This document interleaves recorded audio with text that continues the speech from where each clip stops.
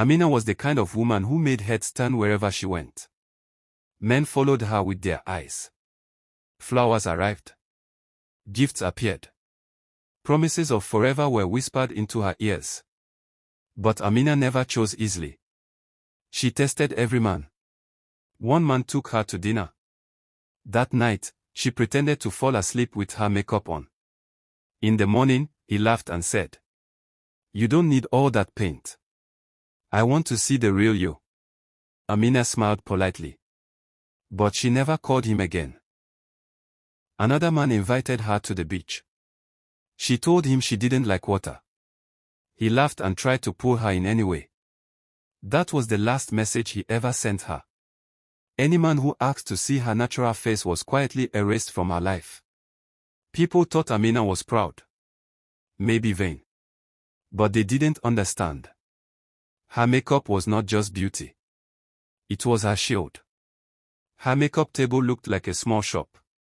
Powders, brushes, creams, lipsticks, all lined up under a glowing lamp.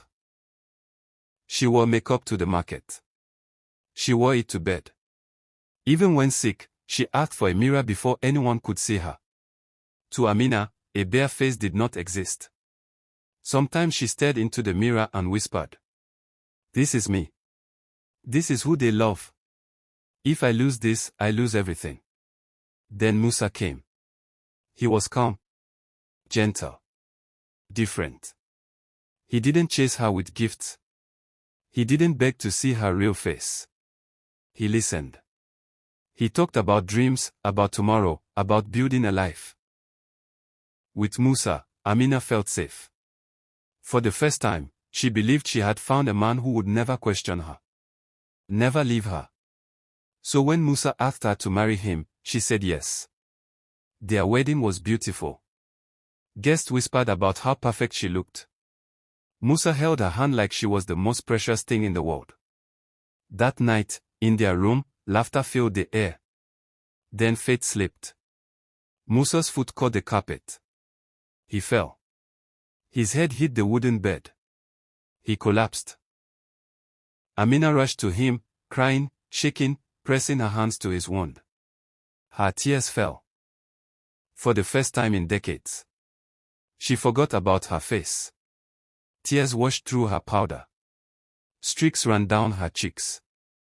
Her mask began to melt. Musa slowly opened his eyes. He looked up at her. And froze. "Amina," he whispered. "What happened to you?" Her heart stopped. She touched her face.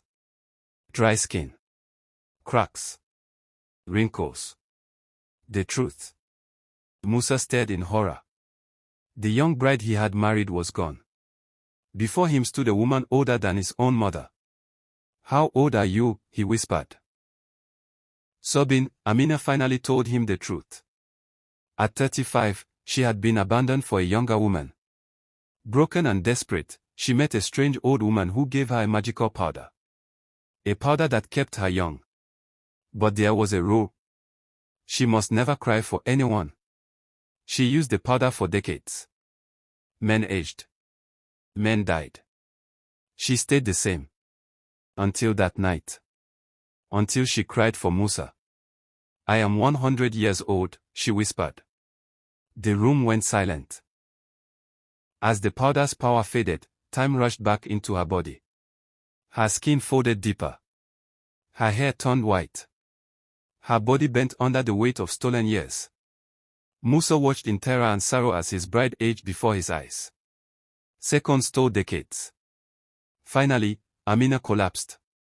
Her last words were barely a breath. "I only wanted to be loved. I only wanted to never be alone." And then. She was still. Musa stood frozen, staring at the woman who had lived behind a mask. On their wedding night, what began as a dream ended in silence, tragedy, and shadows. Lesson.